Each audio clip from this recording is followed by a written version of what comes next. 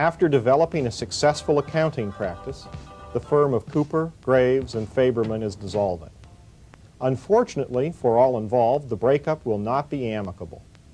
Partners Cooper and Graves charge Faberman with shirking his duties to the firm while servicing his private clients, who are mostly sports stars. They voted to oust him as a partner and offered to buy him out. Faberman asserts that he has always worked for the good of the firm and that his connections have made the partnership the success that it is. Fortunately for the partners, they included a AAA mediation and arbitration clause in the partnership agreement. Any AAA office can help you with the language for such a clause. Mediation was attempted, but unfortunately was not successful. Cooper and Graves have filed a demand for arbitration, and Faberman, contending that his work outside the firm did not conflict with the business of the partnership, filed a counterclaim for 1/3 of the partnership assets and for punitive damages.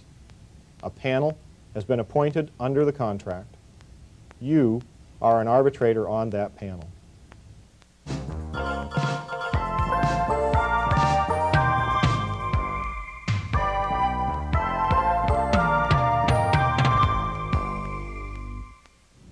Guess we better figure out who's going to chair the panel. Is there going to be any question about that?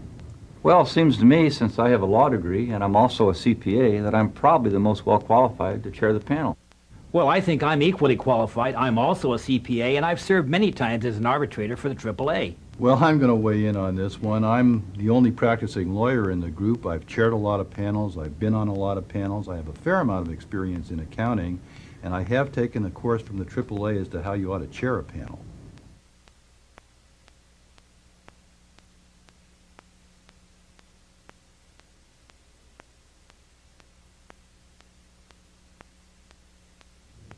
The AAA, in consultation with the panel, selects the chair. Now, if the panel has any dispute among themselves about it, they ought to bring that to the AAA right away, because you sure don't want them arguing among themselves. The AAA will look to the experience of the arbitrators and the nature of the dispute when it selects. That's what the AAA did here, and it named me as the chair. Now, the principal job of the chair is to rule on the procedural and evidentiary questions that come up during the proceeding. But he ought to be sure that his fellow arbitrators have a chance to consult before he rules if they want to, and of course on any serious question, he ought to consult with them first.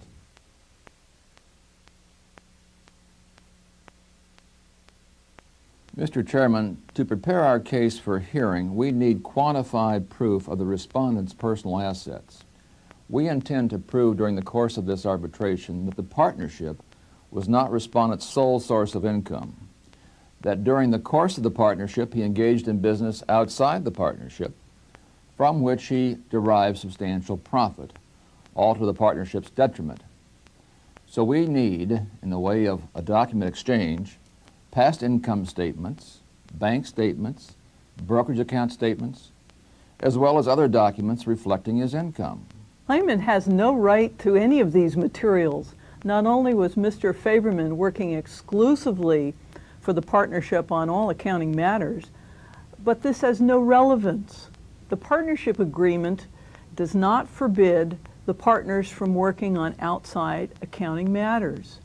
Furthermore, we want an accounting of the partnership. Simply stated, their numbers don't add up.